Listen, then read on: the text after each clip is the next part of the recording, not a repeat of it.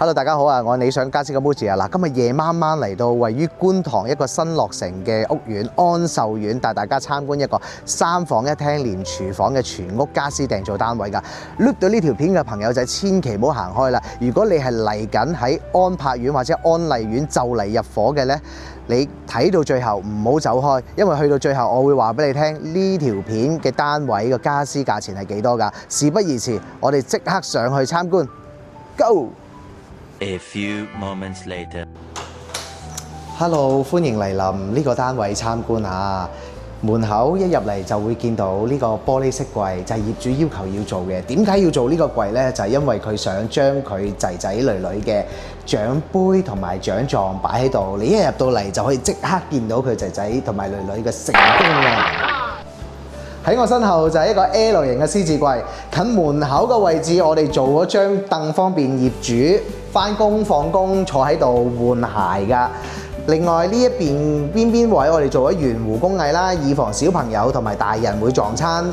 喺我身後面做咗2個掛鈎，你可以隨時返嚟除衫掛袋喺度都冇問題嘅。中空嘅位置返到屋企擺電話。然之後上面我哋做咗層架同埋玻璃飾櫃嘅，再做埋燈帶，成個氣氛舒服。喺我左手邊做咗成排嘅大型儲物櫃，一打開嗱，業主已經偷偷地將佢嘅雜物擺咗入去啦。我哋閂翻門先。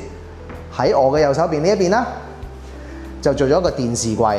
個電視櫃咧好深好闊，你可以隨時擺到部55寸㗎。因為業主而家部電視咧都係45寸嘅啫，嚟緊佢會擺55寸，呢個位冇問題。好啦，我哋介紹下2間兒童房啦。首先鏡頭轉埋去嘅就係男仔房，男仔房主要係用淺灰色同埋白色為主調，做咗張2尺半乘6尺嘅床，床隔離做咗個書台啦。床上面做咗個書架同埋儲物櫃，喺床尾嘅部分我哋都做咗床尾櫃同埋床尾嘅衣櫃。好啦，出到嚟望一望呢一邊就係囡囡個房啦。囡囡咧最主要嘅色調就係粉紅色同埋白色，同樣地做咗一個2尺半乘6尺嘅床，基本上係同隔離係倒模一樣嘅，只不過左右調轉嘅啫。一張書台、書櫃、床尾嘅衣櫃同埋床尾櫃。好啦，過到嚟主人房啦。嗱，主人房佢嘅要求咧就係要做一個和風色調嘅淺木紋色。咁我哋入去參觀下先。門口入到去，我哋會見到咧一個大衣櫃啦。喺大衣櫃嘅旁邊咧就會做咗一個床頭櫃同埋床頭嘅儲物櫃㗎。床咧係4尺半乘6尺㗎，去到隔離門後面咧就係化妝台同埋一個儲物櫃。好啦，嚟到最後一個介紹嘅部分啦。